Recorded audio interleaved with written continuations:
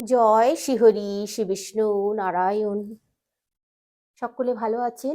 আশা করছি সকলে ভালো আছেন। ঠান্ডাটাও একটু পড়েছে। তো এই ঠান্ডায় আপনারা কি করবেন, কি করলে ভালো থাকবেন সেটাও বলে দেবো আমি। আর সারা বছরও আপনারা সেই কাজটা করে যেতে পারেন, তাহলে সারা বছরই সুস্থ থাকবেন, ভালো থাকবেন। এটা একটা গেল। তারপরে কিছু টোটকা আছে যেগুলো আমি বলবো, সবটাই বলবো। নাভিতে কিছু জিনিস আছে যেগুলো প্রয়োগ করলে শরীর ভীষণ সুস্থ থাকে, ভালো থাকে। তারপর অনেক কিছু রোগ নাড়া থেকে রেহাই পাওয়া যায়। একটু হলেও তো লাঘব হবে, তাই বা মন্দ কি? তো ডাক্তারবাবুদের সঙ্গে তো আমরা সবসময়ই আলোচনা করি, পরামর্শ করি, ডাক্তারবাবুর কাছে একটুতেই ছুটি, দৌড়াই। আগেকার দিনের মানুষরা কিন্তু মানে ভীষণ এই সব ব্যাপারে খুব, এই আয়ুর্বেদিক দিকটা খুব দেখতো। তখন তো এত উন্নতি হয়নি। আর মানে তখন এত ডাক্তারবাবু ঘরের কাছে, হাতের কাছে পাওয়া যেত না। তখন মানুষজনেদেরকে এইভাবেই কিন্তু দিন কাটাতে হয়েছে। তো আমি বলবো কি, আপনারা একটা কাজ করবেন। যাদের এই হাঁটুতে ব্যথা, পায়ে ব্যথা, 50-এর ওপরে বিশেষ করে মহিলাদের ভীষণভাবে তারা ভুগছে আজকাল। এমনকি ছেলেদেরও কিন্তু এই রোগটা ছাড়ছে না, ছেলেদেরও হচ্ছে এই রোগটা। মানে মানে পুরুষদের আর কি বলছি, 50-এর ওপরে। তো তাদের জন্য আমি বলবো একটা জিনিস আপনারা ব্যবহার করবেন, সেটা আমি বলে দেব। আর তার আগে বলি যে ছোট শিশু যারা বাচ্চা, তাদের জন্য আমি বলবো খাঁটি সর্ষের তেল যদি জোগাড় করতে পারেন। খাঁটি সর্ষের তেলে আপনারা যদি আপনাদের হাতের কাছে ঘানি থাকে সর্ষের তেলের, তাহলে সেখানে গিয়ে আপনারা সর্ষে নিয়ে যাবেন। সর্ষে নিয়ে গিয়ে ভাঙিয়ে নেবেন, তাহলেই কিন্তু খাঁটি সর্ষের তেলটা আপনারা পেয়ে যাবেন। তো এই খাঁটি সর্ষের তেল যদি জোগাড় করতে পারেন, তাহলে বাচ্চারা কিন্তু ভীষণ ভালো থাকবে, সুস্থ থাকবে। বাচ্চাদের হাতের তেলোয়, হাতের তালুতে, পায়ের তালুতে, বুকে, তারপরে শিরদাঁড়ায়, মাথার তালুতে যদি এই সর্ষের তেল দিয়ে উম, মালিশ করে দিতে পারেন, একটু হালকা করে, হালকা হাতে লাগিয়ে দিতে পারেন। তারপর আপনারা 1 ঘন্টা 2 ঘন্টা পরে স্নান করাবেন বাচ্চাকে। তাহলে দেখবেন এরা এই সর্দি, কাশি, এইসব রোগ থেকে ভালো থাকবে। এসব রোগ এদের হবে না, ছুঁতে পারবে না এদেরকে। আর বড়দের জন্যও বলবো, বড়দের জন্য যে কথাটা বলবো সেটা হচ্ছে সর্ষের তেল নেবেন। সর্ষের তেলে আপনারা কয়েক দানা সর্ষে দিয়ে দেবেন। সর্ষে আর দেবেন কয়েক দানা রসুনের কোয়া, অল্প দুটো তিনটে রসুনের কোয়া। আর যদি 1 কোয়া রসুন পান তো খুব ভালো হবে। আর 1 কোয়া রসুন যদি না পান, তাহলে দুটো তিনটে রসুন আপনারা রসুনের কোয়া একটু থেতো করে চিপে নেবেন, নিয়ে ওই তেলের মধ্যে দিয়ে দেবেন, সর্ষের তেলের মধ্যে। তাহলে কি বললাম, সর্ষের তেল আর সর্ষের দানা নেবেন, আর রসুনের কোয়া নেবেন, নিয়ে খুব ভালো করে ফুটিয়ে নেবেন। খুব ভালো করে ফুটিয়ে নিয়ে আপনারা বড়রাও কিন্তু হাতের তালু, পায়ের তালু, শিরদাঁড়া, কানের এই যে কানের গোড়ার এই দুপাশে লাগিয়ে রাত্রিরে লাগিয়ে নিতে পারেন আপনারা।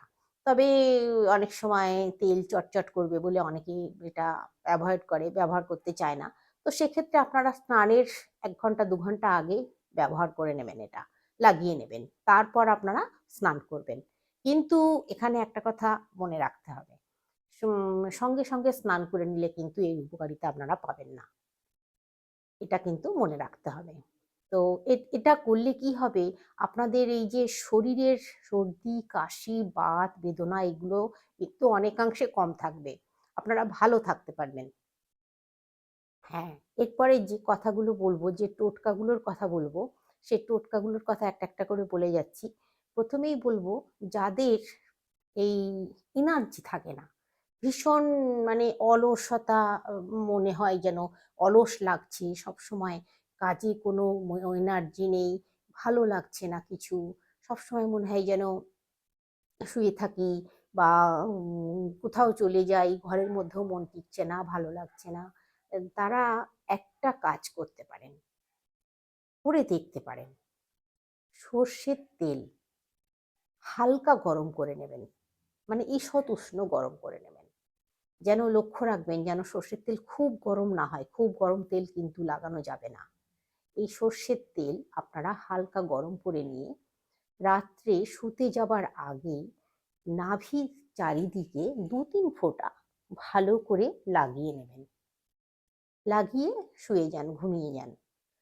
এরপর দেখুন 1-2 সপ্তাহ পর থেকে আপনাদের শরীরে বল পাবেন, এনার্জি আসবে সমস্ত কাজে, ভালো লাগবে। দেখবেন আপনারা এটা করুন। আমি আশা করছি আপনাদের ভালো লাগবে। আর যদি আপনাদের মানে কেমন আপনারা থাকছেন এটা করে, আপনারা অবশ্যই কিন্তু কমেন্টে জানাবেন। ভালো থাকলেও জানাবেন, খারাপ থাকলেও কিন্তু অবশ্যই কমেন্টে জানাবেন। আর এরপরে যে টোটকাটার কথা বলবো সেটা হচ্ছে কাস্টার্ড অয়েল। কাস্টার্ড অয়েল শুনেই হয়তো আপনারা ভাবছেন যে কোথায় পাবো, কিভাবে কিনবো। কাস্টার্ড অয়েল যে কোনো মুদিখানা দোকানে আপনারা খোঁজ নিতে পারেন, ওষুধ দোকানে খোঁজ নিতে পারেন, দশকর্মার দোকানে খোঁজ নিতে পারেন। এই কাস্টার্ড অয়েল খুব বেশি দাম হবে না আশা করছি, ছোট শিশিও পাওয়া যায়। তো এই কাস্টার্ড অয়েল নিয়ে আপনারা একটা কাজ করতে পারেন। সেটা করলে কি হবে আমি সেটাও বলে দেব। সেই কাস্টার্ড অয়েলটা আপনারা রাত্রে শুতে যাবার আগে নাভির চারপাশে 2-3 ফোঁটা নিয়ে, বেশি নয়, 2-3 ফোঁটা, এক এক ফোঁটা 2 ফোঁটা হলেই যথেষ্ট, বেশি কোনো প্রয়োজন নেই। নিয়ে নাভির চারপাশে ক্লকওয়াইজ অ্যান্টি ক্লকওয়াইজ মানে উল্টো দিকে সোজা দিকে 20 বার ঘোরাবেন, 20 বার করে আর কি। তো এটা আপনাদেরকে করে যেতে হবে বেশ কিছুদিন। এটা করলে কি হবে, আপনাদের এই যে যাদের 50-এর ওপরে বয়স হয়ে গেছে, বিশেষ করে মহিলারা, তাদের তো হাঁটু ব্যথা, কোমর ব্যথা, শিরদাঁড়ার ব্যথা, তারপরে স্পন্ডিলাইসিসের ব্যথা, এই ব্যথায় ভুগছেন, বাত বেদনায় ভুগছেন, তারা উপকার পাবেন। হ্যাঁ, ছেলেরাও কিন্তু করতে পারেন, যাদের এই ব্যথাগুলো অনুভব করছেন যারা, তারাও কিন্তু করতে পারেন।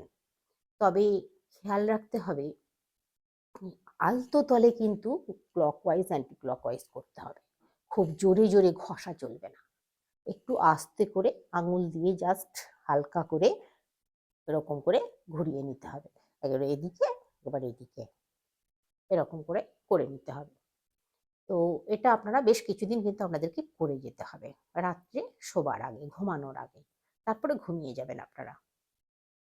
তো আমি বলবো না যে পুরোপুরি সুস্থ হয়ে যাবেন, কিন্তু আমিও করে দেখেছি, এটা করে কিন্তু আমি উপকার পেয়েছি, অনেকটাই ভালো আছি। প্রচন্ড আমি হাঁটুর ব্যথায় ভুগছিলাম, তো অনেকটাই কিন্তু ভালো আছি এটা করে।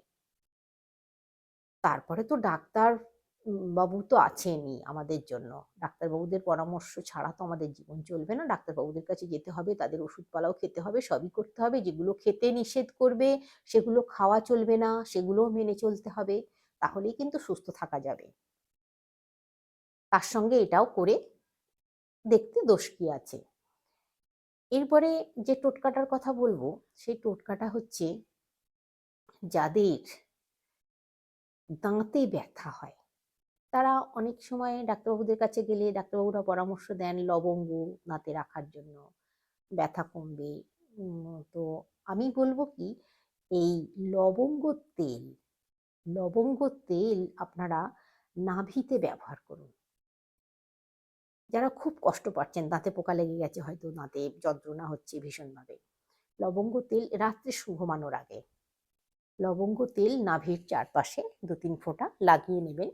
বেশি না, রোজ না, প্রতিদিন না, সপ্তাহে 2 দিন কি 3 দিন, একদিন, একদিনও করতে পারেন সপ্তাহে, 2 দিন বা 3 দিন, যেরকম ব্যথা অনুযায়ী আপনারা এটা করতে পারেন। তবে রোজ প্রতিদিন কিন্তু এটা করা চলবে না, এটা মনে রাখতে হবে। এটা আপনারা করে দেখুন। আর কেমন থাকছেন অবশ্যই তো জানাবেন, আমি আগেই বলে দিয়েছি, কমেন্টে অবশ্যই কিন্তু জানাবেন। এরপর যে কথাটা বলবো, যাদের শরীর ভীষণ দুর্বল, ক্ষীণ হয়ে যাচ্ছে, শরীর দুর্বল হয়ে যাচ্ছে, শরীরে বল নেই, শরীরে শক্তি নেই, শরীর যেন দিন দিন অকেজো হয়ে যাচ্ছে, মানে কোনো কিছু করতে পারা যাচ্ছে না, অবশ হয়ে যাচ্ছে শরীর, তারা একটা কাজ করতে পারে। তারা নাভিতে গাওয়া ঘি, যদি বাড়িতে ঘি তৈরি করে নিতে পারেন সব থেকে ভালো হবে।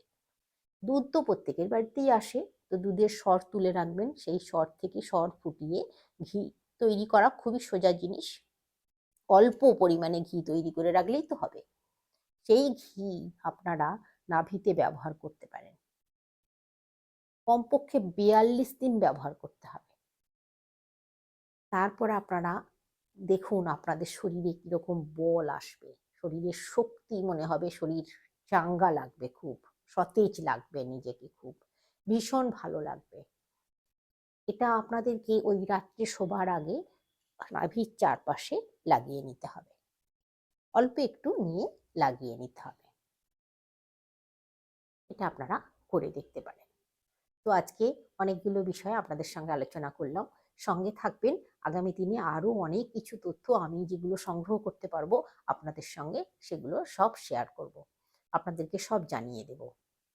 আমাকেও তো বই পড়াশোনা করতে হয়, একটু বই খাতা নাড়াচাড়া করতে হয়, তো সেই রকম আমিও বই থেকে এগুলো লিখে নিই, যেগুলো প্রয়োজনীয় জিনিস মনে হয় সেগুলো আমি লিখে নিয়ে আপনাদেরকে জানানোর চেষ্টা করছি।